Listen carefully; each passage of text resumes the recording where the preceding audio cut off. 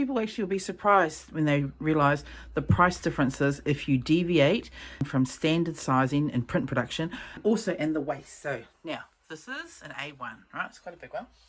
And then, so let's say, I'll show you. So then, if you then print A2, right? It's not very expensive because it's, see, fits perfectly into standard sizing. Then if I was to drop down to A3, see, I can fit, say, 4. If I was to do A3 size planners or calendars, that also doesn't create any waste because it's going on to standard sizing. See, all fits in the perfect A1 square. And then also, if I was to do A4 size planners, right? So these two are A4 size planners. So you see, can fit 1, 2, and then they go, obviously 1, 2, 3, 4, 5, 6, 7, 8. So you can imagine these like these huge screeds of, they're like carpet rolls of print. You know, when planners get manufactured, they're these huge rolls, but they're all on this what they call the standard sizing. So if you deviate from it or anything, one, it's going to cost you more, but also you're going to have wastage. Okay, so you can see that A4. And then if I was to do my small A5 planners, see in this example, see, you can fit 2 A5 planners to every one. So if I was to use a sheet like this, I can actually fit 2, 4, 6, 8, 10, 12, 14, 16 A5 size planners, right, in a print. Now, the B5 are different, right? You can't print. See here? See how it goes over?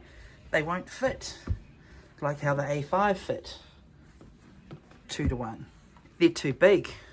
They go over, right? So they almost, but not quite, take up the space of an A4.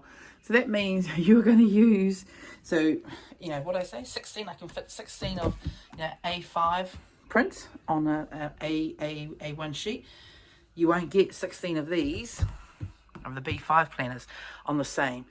So you're probably only going to get the same amount as what you do for an A4 size planner. Do you see what I mean now? And so that's why you end up, even if you were to put them all closely together or whatever, try different configurations, they're still off. And so you're going to end up with more waste, and it's going to cost you more because you can produce less. Or you can produce, see, in terms of pricing, you're going to produce the same amount as what you can produce in A4, right? Do you get it? But people will expect this one to be cheaper because it's smaller, but they don't realize it uses the same, that we can't use any more, you can't fill up any more space. You're going to use the same amount of paper for a B5 as you did with an A4. Get that? But people don't. People will definitely expect to pay less for a B5, but it's actually going to cost you the same. And that was the big mistake we made when we first started making our planners 7 years ago. We wanted a B5. We didn't actually understand back then the difference with standard sizing, how much waste that it created, how it affected the pricing. And since then, because that was our only size that we did for the first 3 years we were in business, we didn't realize obviously it is our most popular. And even though in the last year and even in this year, you'll note that I have actually decreased our B5 options, I've increased our A4 and A5, really because of cost and sustainability. It just now that I know more, now that I know better, I really should do better. And so it does really bother me a bit about how much waste is created from the manufacturing of our B5 planners.